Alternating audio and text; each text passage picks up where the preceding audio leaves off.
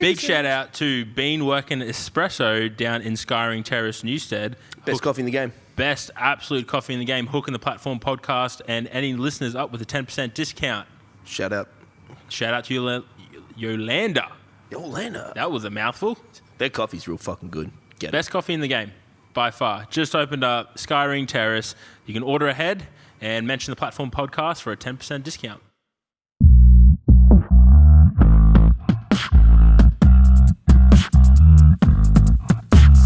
This is the Platform podcast with B-Bad and Brandon. How are you, brother? Yeah, good, mate. Good. Sorry all the hassle there, mate. Hey, no stress at all. No stress at all. That's a lot of sun coming in here. That's awesome, mate. There we go. Love Very it. little sun over here at the moment, but yeah, You got what it training is, good. Yeah, the gym's back open. The gym's back open, eh? Yeah. Look, we've been back open running for probably just over a month now.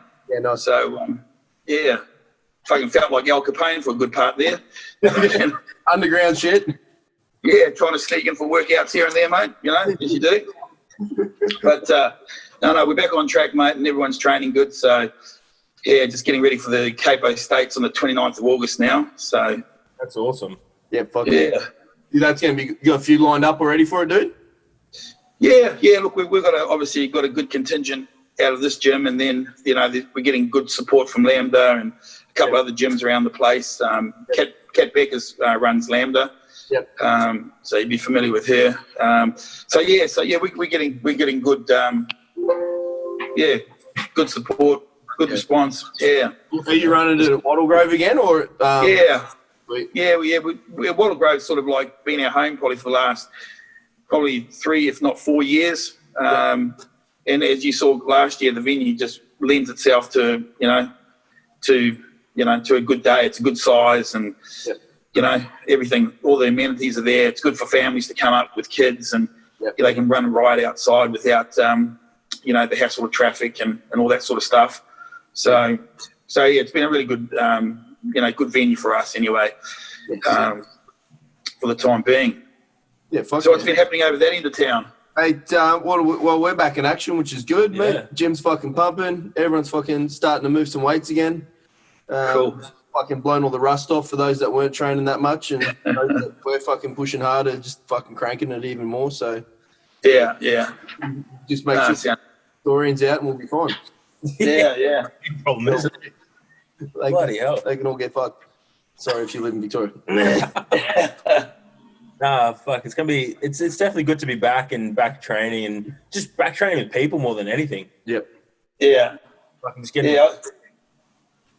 Yeah. No, I think the biggest thing is just saying with people and that, getting back on that, that comradeship between the members. And I think when you sort of miss someone, people I think now are a little bit more appreciative of 100%. training. They want to train. When you sort of get something like that taken away from you for a little while, it's you tend to want it even more coming out the other side. So 100%. So it's been good for hunger. It's given people time to reevaluate just how important training is and the competitive side of things are for them. And for others in that too, there's probably been a few that have drifted out and probably found it's given them time to mend relationships and all that sort of stuff too. So either way, at the end of the day, what we've got left here, it's been really good these last 4 or 5 weeks. This place has just been smoking. So it's all good, mate. That's awesome. Now, for those of you obviously listening and who don't know who we're talking to, you are Mr. Henry Day. Yeah. Yourself. Absolutely. Yeah, mate. We have a very important question for you, Henry. Are you ready? Oh, fuck, here we go. 21 words, who you are and what you do, bro. Oh, look, nothing special. Run a small gym over here in West Australia called Muscle Pit. That's about it, really. That's all we do. It's just a small gym. We've got a good group of people in here. It's all about just getting bigger, stronger, faster, whatever, So yeah, that's it. I like how you said it was a small gym, but One thing, it is a small gym. Smallish gym, but home to some of the strongest, not just over in WA, but now the world. Yeah. Look, we've been pretty fortunate to attract, I suppose, good talent in. You know, the reality is, look, you can't get a racehorse out of a draft horse, you know. And, you know, one of the things is, you know, like we've got a lot of strong people here, but we've also got a lot of just average people. But what we have got is a good spirit amongst the people.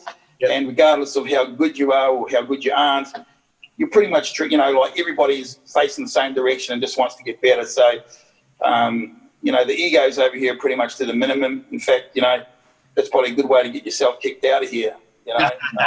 And look, and the reality is this place has never been about money. You know, it's always been about, I suppose, people. I've always had this philosophy, good trainers make good people. And, you know, and at the end of the day, you know, I'd like to think we can get some, you know, remarkable things happening on the platform. But more importantly, we you know, we're developing good people along the way in that, you know. Yeah, I love that.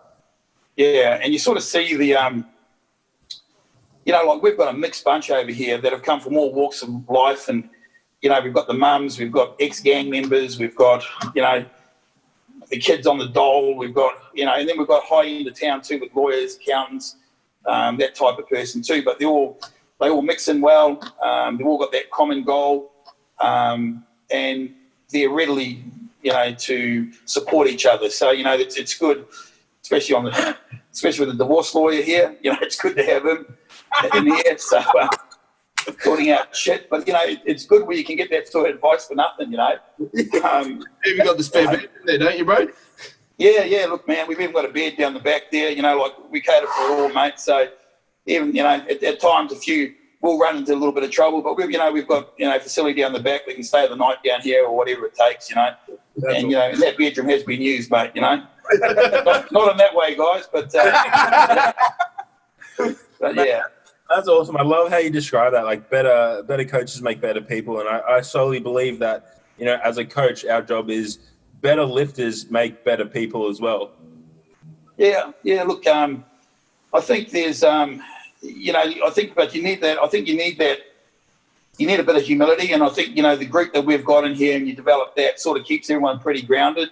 You know, we've got some pretty strong personalities in here as well. And, you know, there's good banter that goes on, you know, and, you know, but I suppose at the end of the day, you know, no one's bigger than another down here. Everyone's got, as far as I'm concerned, everyone's got an equal say. Obviously, my say at the end of the day is what counts, I guess. But, you know, look, to be honest, I'm a big fan of dictatorships, right? As long as it's a good dictator in place, things get done and get done well. You know, you go to committees and fucking that sort of shit.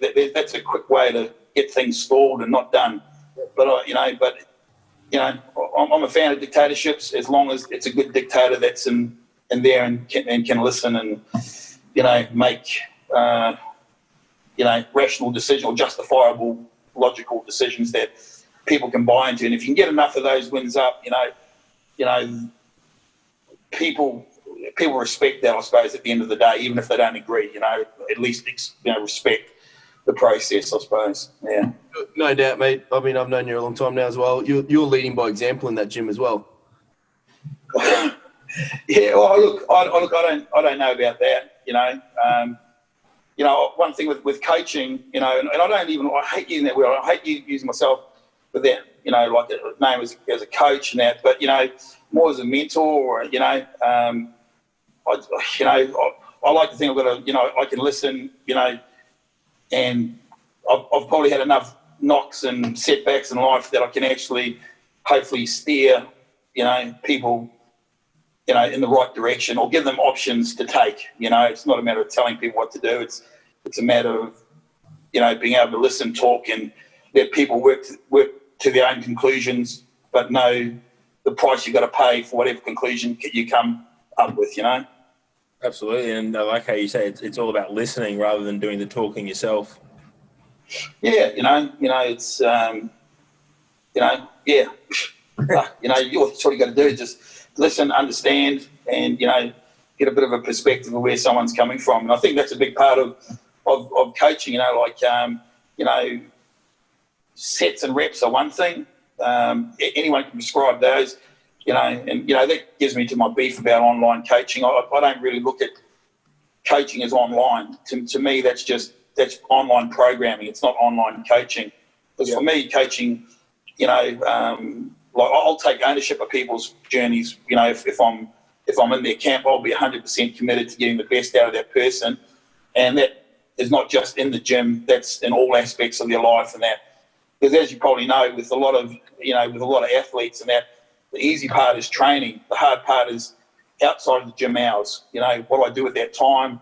What's my relationships like with my kids, my family, all that sort of stuff. And that mental aspect is important, I feel, and then the ability to keep people motivated from workout to workout, from year to year, month to month, year to year. I mean, it's a long process, some of the people that, we've been fortunate enough to attract in here, and I've been fortunate enough to be involved with, have it's taken years to develop. Dylan Halregal, who's coached by Thomas Lee, he'd be the only person I've seen come into this sport and it is what I call an instant success to an astronomical level.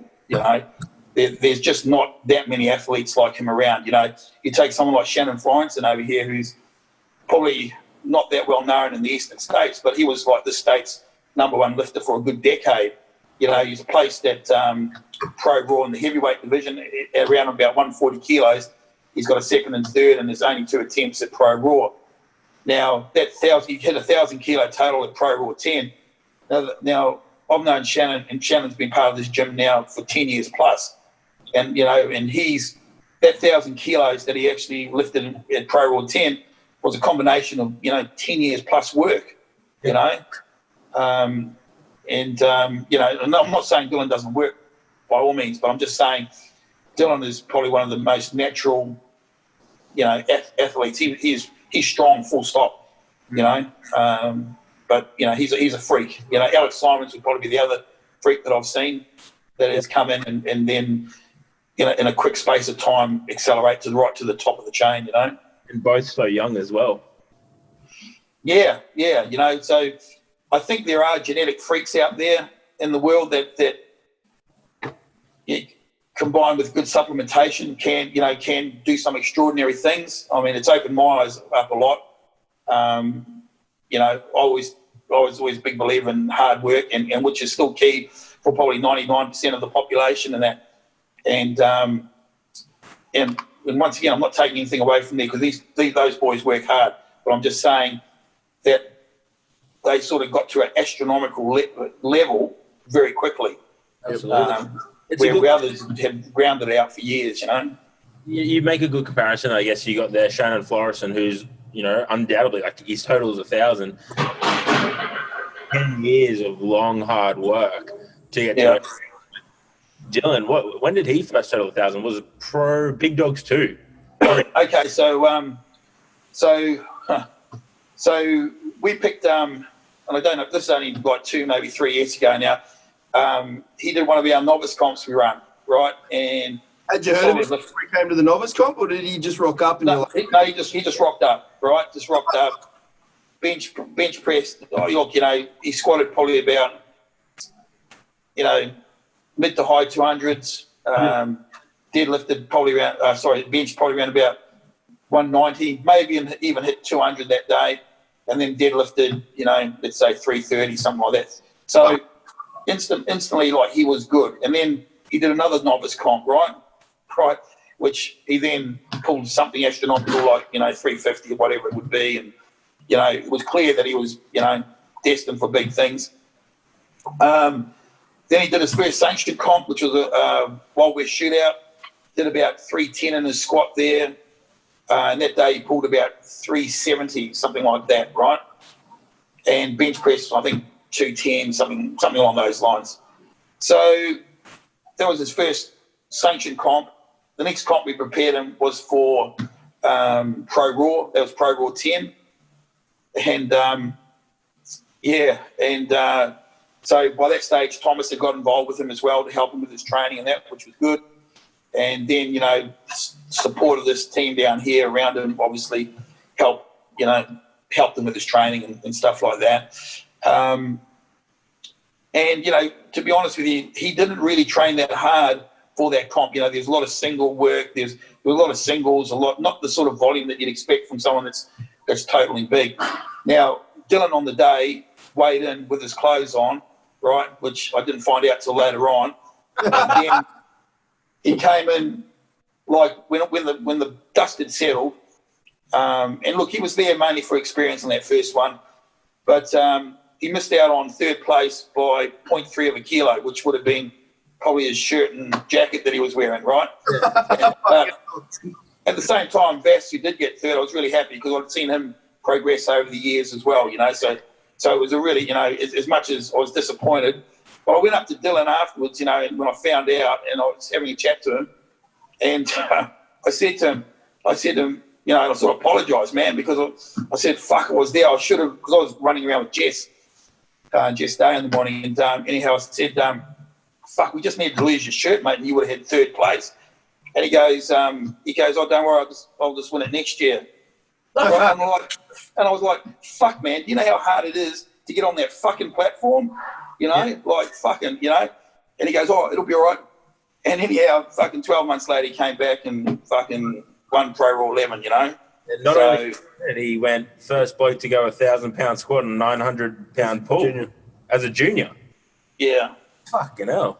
Yeah. So he's got the highest junior total all time in the world, you know, world all time, highest junior total. But yeah, you know, like I'm just looking, I'm going, do you know how hard it is to get on that fucking, you know, Pro Raw is, you know, one of the hardest competitions. You know, you walk away with a trophy from there, you know, you've earned it, you know. They don't give things away in that environment, you know. And but it was also, you know, even when in saying that, it was quite obvious from what we see in the gym that there was a massive upside to his lifting and that. You know, he went to Big Dogs, did well there. You know, again, I think we hit 400 then. At that, which, you know, then he became the third. We've had three guys go 400 or better in our gym here. Phil Wild being the first at 400, and then Shannon Florenson at Pro Raw 10 did the 400, and then obviously Dylan. So within a 12-month period, we basically had three guys that had went 400 on their squats, you know. So that was I was pretty impressed with that, you know. Well, so yeah, so look, he you know, he done really well.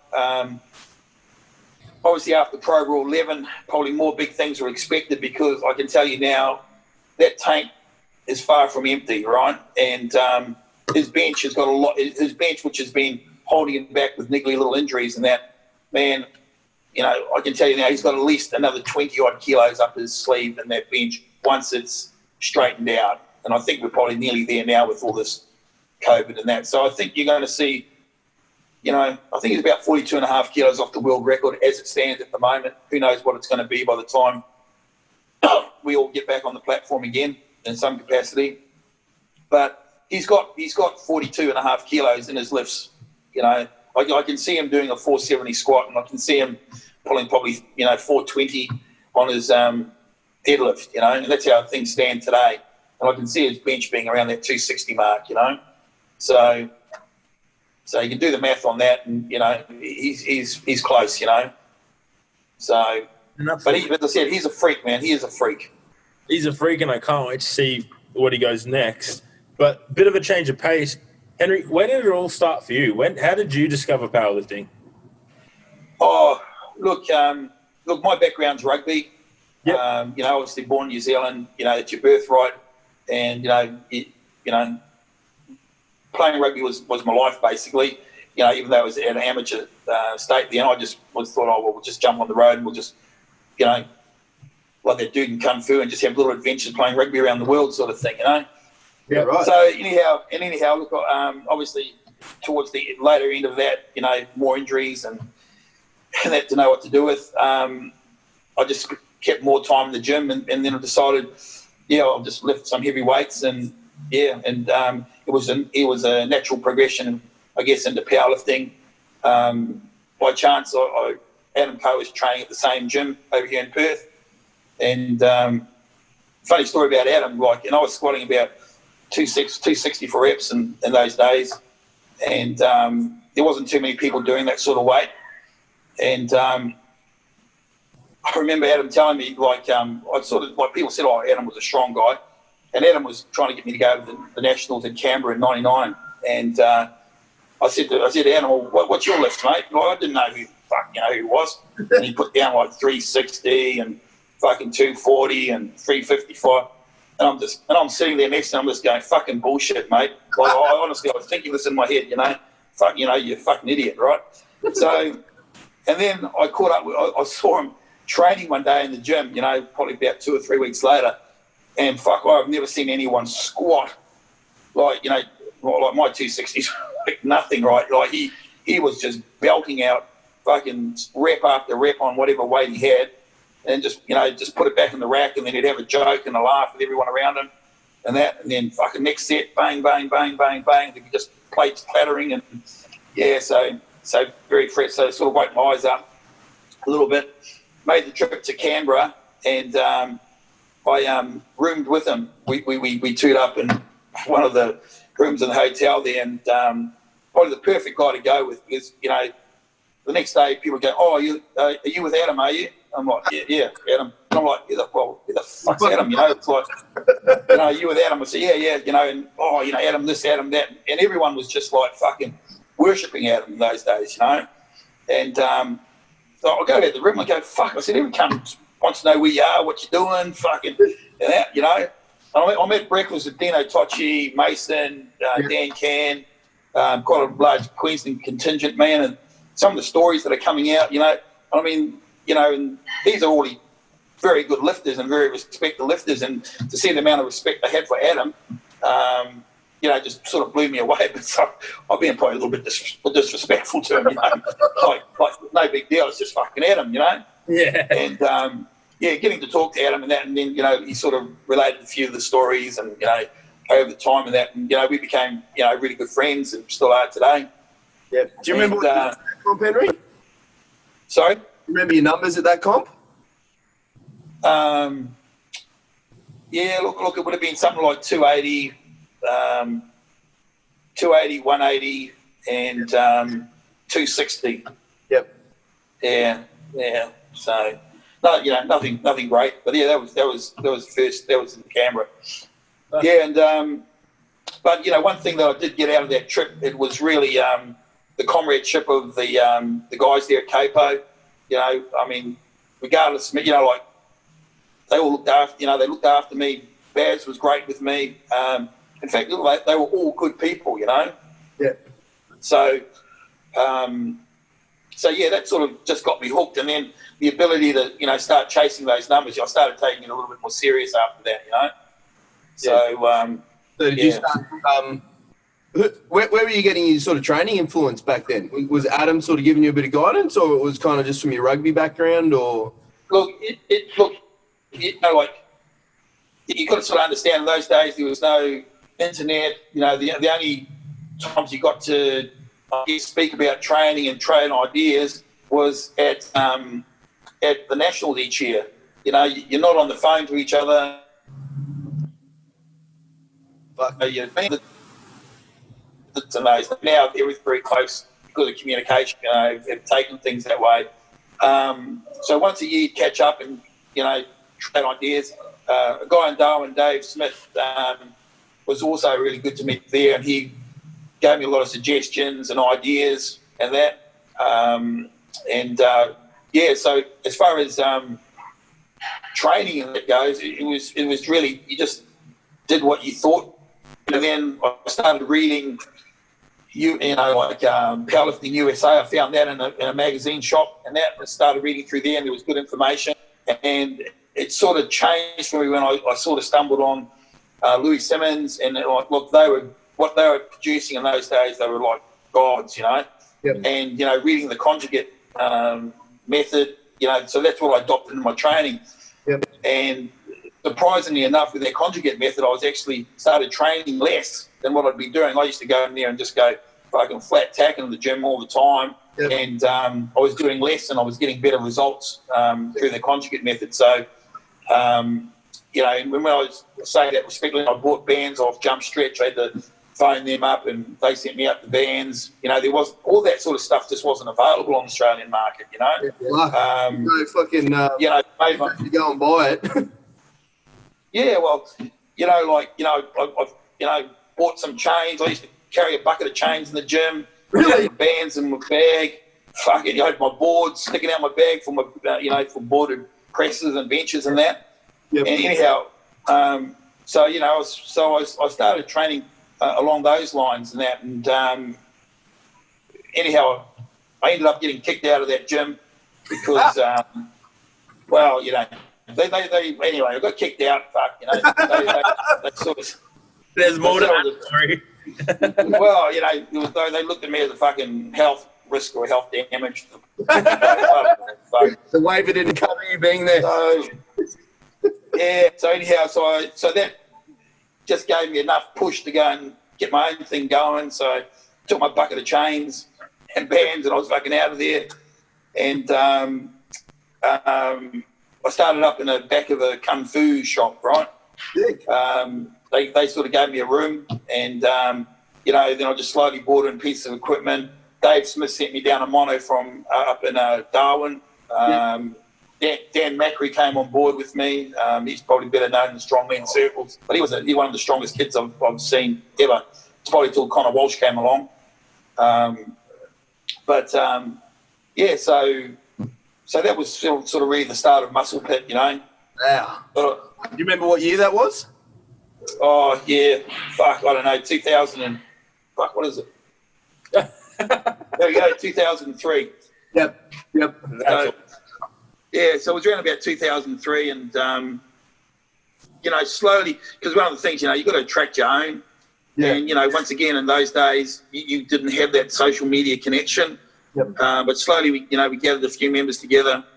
And then, as fate would have it, they decided to demolish the building that we all were training at. Yep. So they're putting up apartments or something. So that sort of led me to buying the building that we're in at the moment. Oh, wow. So that basically gave us an opportunity to grow, you know. One of the things I think, you've got to breed your own. And with this, you know, and I could see with powerlifting and that, and the popularity wasn't there in those days either. People were embarrassed or shy to test themselves. Bodybuilders were probably shy that they might get shown up, you know, big and useless. Well, it was, you know, that's just fucking fact, right? Yep. So anyway, so I just started running powerlifting. Powerlifting was pretty much dead in Perth at that point. Yep. But slowly, you know, the numbers increased. You know, like I cut the building in half initially, and rented half the building out to a pest control dude that was hardly ever there. Yeah. And you know, then over the years, as we got bigger, we then were able to take over the other side. So yeah, and here we are today. So we're pretty much self-sufficient. Once you moved, Sorry? did you start running a few comps once you moved into that building then, or when did that all start? Yeah, look, I was actually running comps even when we weren't in that building. So, you know, I'd hold them down the PCYC. I had a friend in Scarborough. They were keen on powerlifting as well. You know, they come from a powerlifting family. So they were happy to help out. The Rigo brothers were happy to help out. But once again, it was just how do you communicate that there's a competition on other than fucking going around seeing places trying to put posters up in gyms if they'll take them and all that sort of stuff. So that's how the lay of the land was. You couldn't just broadcast it over social media like you can today, you know. So slowly you sort of build it up, you know, and like you might only have 7 or 8 people at a comp, you know. And I'd always have to do a comp because it was always low on numbers, you know. So, so you're competing too. That's nice. Yeah, you know, so it's just like, well, you got to, you know, you put a show on, you got to have something to show, you know, I guess, you know. So I just jump and have a lift all the time, you know, just try to encourage people, have a crack. And then I started taking it to like to the beach down in Scarborough there. We'd have a bench press comp down there, that type of thing. You know, that was pretty popular. And probably the most popular and probably the most enjoyable comp we do over here is the push and pull at the end of the year down in Fremantle. So it's in Cicerellos. It's a tourist spot where we get a lot of tourists in, and just on the wharf there, we do our deads and our benches. Yep. And I've always said that powerlifting is one of those sports you might not go out of your way to see, but if it's in front of you, you'll probably stare and watch it for a good period of time. Wood chopping, fuck, I wouldn't go and see a wood chopping comp. But when I go to the Royal Show, when I'm passing it, I'll stop and I'll take a seat and I'll watch it first. Quite content to. And I've always likened powerlifting to that, and and then it's just then it's slowly just grown over the years, with I suppose with social media, and then others have started seeing opportunities within the sport as well, and they're now basing their businesses around it. So if you sort of think about it, back in those days, I think like my gym probably would have been, Muscle Pit in those days would have been probably the first powerlifting dedicated gym in Australia.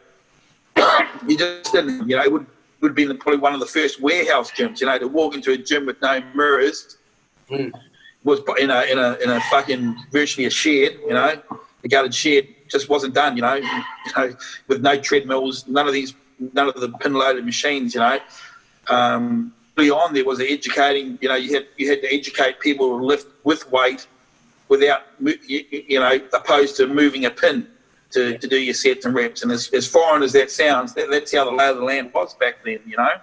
But anyway, we're here now. Everyone's powerlifting these days, so it's good. Grow to this extent in Australia? Sorry? Do you ever think the sport would grow to this extent in Australia? Look, I really never thought that probably far ahead, really, to be honest. Like, I just did it because I enjoyed doing it, enjoyed the comradeship, enjoyed the training. Probably hoped that it would, probably deep down. Yeah. But, it's watching powerlifting develop over that period of time, the little pieces that have come together to make it what it is today. And powerlifting to some extent in this country has been a little bit, territorial to some extent. There's been a lot of niggles along the way as well, and finger pointing and, so it hasn't come easy, but I think where the sport stands today is really good, like I was, the different federations, like back in the day, there was IPF or PA, and there was CAPO. Yep. And then obviously when Marcus broke away with GPC, that was a turning point as well, with what Scott was doing and what Marcus was doing. But look, I'm the first one to admit it's worked out for the better. They've promoted really well, and take my hat onto it. And Scott probably took a lot of flack, man, a lot of flack from a lot of, especially Queenslanders in the early days, because he sort of broke away from the mould and they felt a little bit betrayed with how he did it. And, but, Scott stood up. I'll give him that. He stood up and he did what he did, and he followed through and he got numbers in. And, with Marcus's help, because Marcus has probably been the Pied Piper, they've had a good vision. And then I think having EMAD behind Marcus that can actually give you that safety blanket with promoting your ideas, I think brilliant. I mightn't always agree with what Marcus does, but he's a pioneer, and the benefit has always been, it's always been about powerlifting with him, with the sport, and that there's never been, you couldn't say anything else. He definitely hasn't gone in it for selfish reasons, Absolutely. Like, as much as, as you said, we may not disagree with what he's done, it's produced a result, and I respect the man greatly, because without him, we wouldn't have big dogs, Pro Raw, some of the biggest on this planet, and it's given Australian lifters something to really, aim for and aspire to, and having these big names come out, done wonders for the sport, absolutely. And you got to respect what he is, and as you said perfectly, a pioneer. Yeah, definitely. As I said, the big part of that, it's one thing to have vision, which Marcus has got it in spades, but as I said, having that safety net with EMAD, you can't underestimate that big dog comps, year in, year out, has probably not been the most successful financially, and I don't know the figures, but, running comps, you can get a pretty pretty good idea. And for them to stick at it, and because it will turn into all the things that you need, profitability, it will just takes time, and, especially over that first 3 or 4 years, people are watching, before they're committing in, I guess, they're watching, are they honourable? Are they paying the prize money? All that sort of stuff.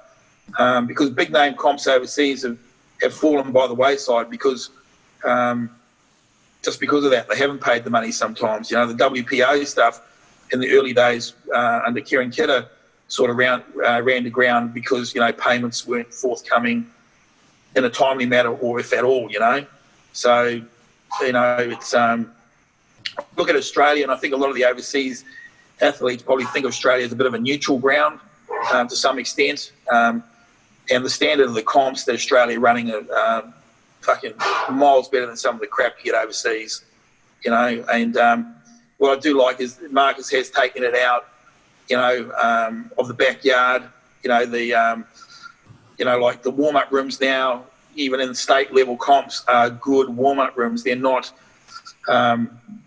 crappy, like a lot of them have got exactly what they've got on the platform out the back these days, which in my time, they didn't have it, Yeah, the complete So I think the standard, sorry. I was going to say you would have had a complete mismatch of all sorts of things in the warm-up room back then, bro. Oh, yeah.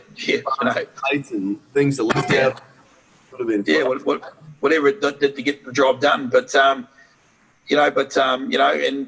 a lot of people have invested heavily. You look at what the Ruchis have done over here, like they've got a Taj Mahal to powerlifting, they've got about 7 or 8 monos, in their business. Like, who the hell can afford to do that for a start, But, good luck to them. They're they see the sport in a certain way, and they run very, very good comps over here, So you've just got to, you got to pay credit.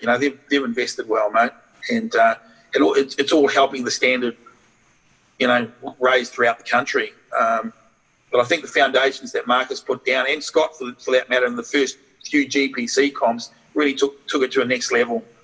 And then they sort of they found new strong people, basically, and those new ones they found now, the ones that are on the Pro Raw platforms, doing the business, So good luck to them.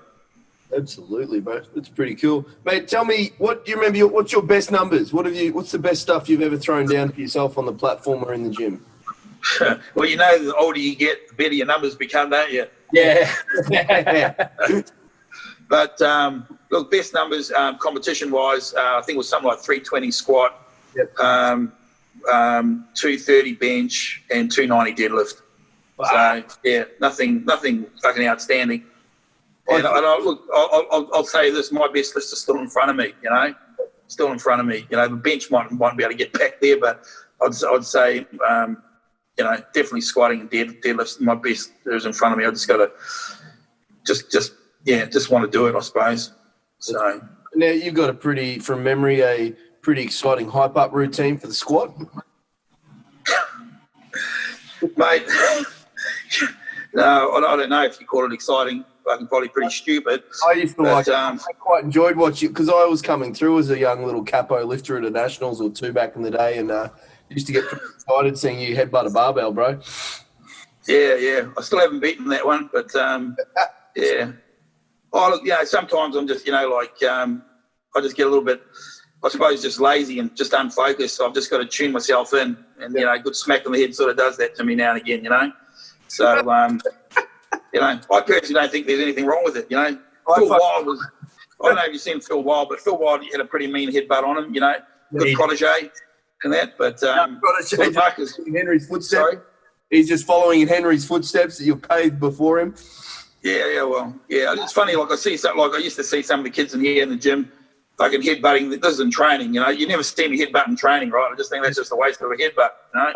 But you know, I'd see some of these kids, you know, like I just think it's one of those things, you know. If you do it all the time, it becomes nothing, you know. Like you just want just an extra little pep now and again, especially if you sort of sometimes you get in these comps and then you just feel a little bit, I don't know, grey, I suppose, for want of a better word, you know. So just sometimes just to focus in you know, it's yeah. I love it. You know, anyway, what do. What's training look like for you nowadays, bro? Like, what are you sort of hitting? You know, I think you'd be sort of a bit of an inspo for a couple of the master lifters and everyone else that's coming through at the moment. Like, oh yeah, look. You know, what's my training look like? Look, it's sort of different for me now. You know, like I'm sort of, you know, I think first of all, you know, like running a gym like this, you know, you've got to compete. You know, you've got to lead from the front to some extent. You know, in the, you know, like in the battlefield, I suppose. And you know, so look, training looks just like everybody. My training looks like everybody else. In summertime, I'll do a lot of prowler work. In fact, when COVID was on, I was doing a lot of sprint work. okay for you, bro. Oh fuck, man! I ended up tearing both my quads. You know, so wouldn't recommend. Just got, you know, anyway, not warmed up properly and got a little bit competitive with the guy that I'm training. He's a young AFL up and coming player, and we're doing 40. He's 16 years of age. This kid has got a good work ethic on him. Yep. And anyway, fucking just pace left in those legs. Yeah, fuck, man. And just ego got the best of me, and I fucking threw down the challenge, best of 5. I sort of made it to 4, and I tore both my quads on the 4th. So, yeah, that was pretty sore. So I'm just coming back from that at the moment. Yep. But I'm a big advocate of prowler work. You know, I think, you know, and the other thing too is when I train at pace as well. So I think you've got to have a bit of fitness about you. So I try to limit my, you know, in between sets about a minute and a half. You know, you generally see me crawling around the floor from exercise to exercise, you know, halfway through and that. But yeah, and I try to push it hard. Yeah, that's fucking pretty cool, bro. That's sick. Fucking oath, man. That's awesome. And I think something that not maybe everyone knows listening to this, you also look after and own and run CAPO as well, bro. How long have you been doing that for? I think since the Queensland held the Nationals, I sort of took it over around about that time. I sort of don't go too much. You know, at the end of the day, I've always looked at CAPO as you know, it's everyone's federation. It's not mine. It's just the way that fate, I suppose, took it and probably needed to take it at the time and that, you know. And I ended up picking it up by Steve Harris a few years back. And, you know, I just want to, you know, just rebuild it back to a bit of its, you know, the former glory, I guess. But the main thing for me was I didn't want to lose all that history. Like, I'm a big one for history and that. And, you know, CAPO's got a long line of, you know, development of hit lifters. And, you know, a lot of the lifters, you know, near the top or just coming off now have probably been, you know, done a CAPO comp or a novice comp that have been influenced by CAPO or organised by CAPO. And, you know, it was mainly I just wanted to preserve that history, you know, whereas, you know, I don't think it's that relevant to a lot of the young people these days. They're sort of just in it for themselves. That's how I feel a lot of it is. But that's what I want to preserve is that history with the organisation and that. And, you know, hopefully we can have a bit of fun doing it. So, you know, initially, you know, I think last year we, you know, the master section, we honoured it with the title holders there with Taylor Young and Laurie Butler, 2 of this country's best lifters. Laurie, both probably arguably the best, you know, female and male lifter in their time, you know. So, you know, and I want to put more, you know, Yuri Stearns, you know, another great, you know, person with CAPO and with powerlifting in general. He was one of the founding fathers of the sport. He's the only surviving one left. Yep. And I think those sort of things need to be, known and put out there. So, hopefully my intent is to try to get those guys honoured and remembered and for their work that they've done, Otherwise we may not have powerlifting in this country today, and definitely not in the way that it is. Yeah. I mean, the thing I always think about is like you sort of come in the sport at a cool time because like you kind of bridge that gap a little bit between those kind of older guys that obviously aren't lifting as much or maybe not even around anymore. But you came in the sport, you know them, you got to maybe train with them like Adam Coe, you were saying, lift a little bit when they were around, but you're now also in this modern era of all these new people coming through as well. It's a pretty cool place to be. Yeah, look, I know it's cool, but it's just the way it's happened, isn't it? Like it's you stay around long enough, things happen. But as I said, I've always had a bit of a passion for the sport and that. And as I said, it all comes down to people again. Just being around good people and meeting good people. It's it's good. You get to travel with it. As a sport. Like you get. We're going to Melbourne at least once a year these days with our team, and you're traveling in a team environment. And I guess probably from Muscle Pit's perspective, in mine, I've always been about team and maybe an individual sport, but without doubt, every performance that's been produced out of this place is because of the team environment, that team, that support of the members here to each other's, I think's been vital in the ultimate success of many of the athletes here.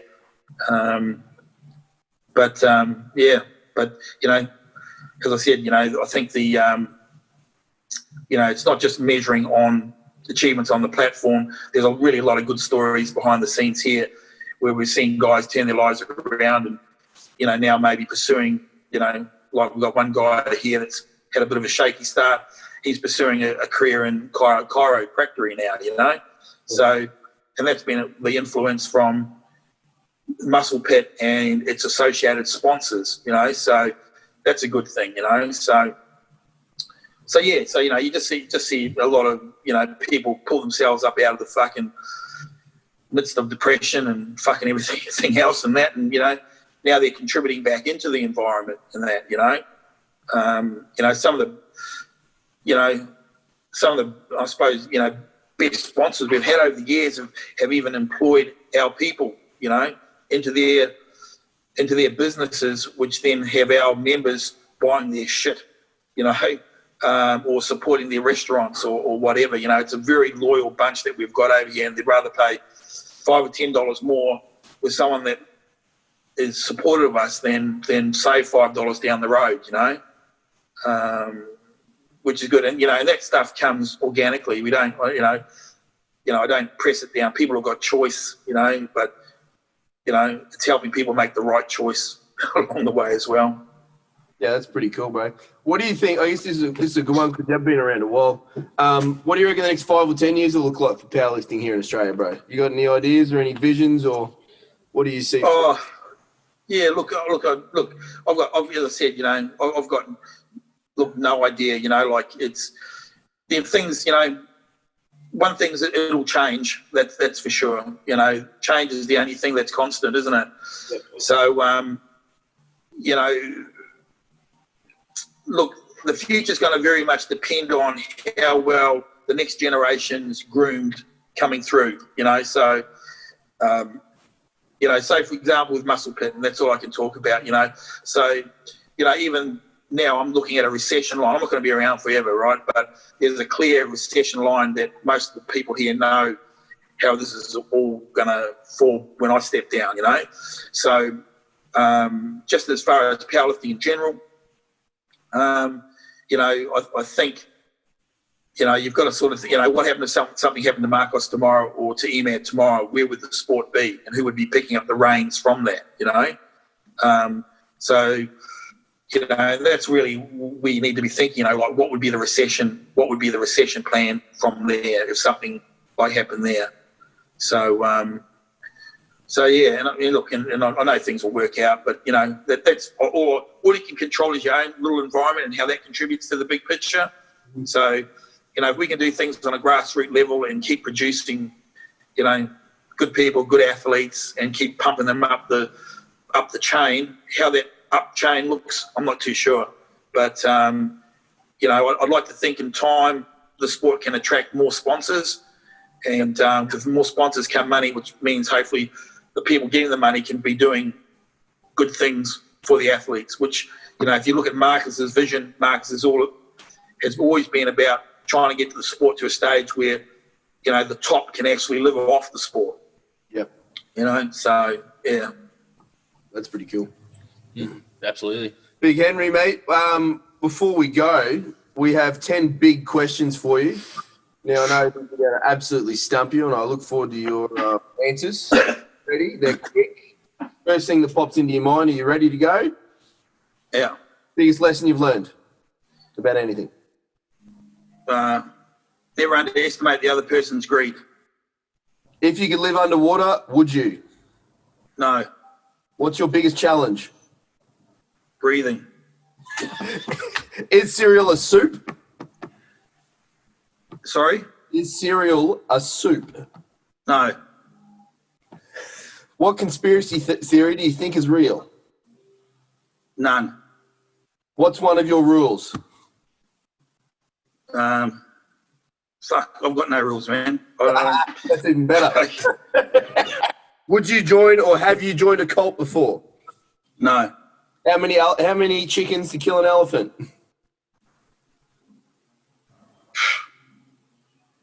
How big's the elephant? Big elephant. African. Proper one. African elephant's got big ears or little ears? Big ears. Okay, African elephant. Yep. Big chickens. Big chicken. Oh, no, man, I've got no idea, mate. No idea. All right. If video games were real, what cheat code would you like? If video games are real, what? Cheat code would you like to have? Oh, fuck, man, I don't even play video games. That's the answer we knew. If you were arrested, what would your family assume you're arrested for? They don't know, though. Probably fighting. Excellent. Mate, you're an absolute legend.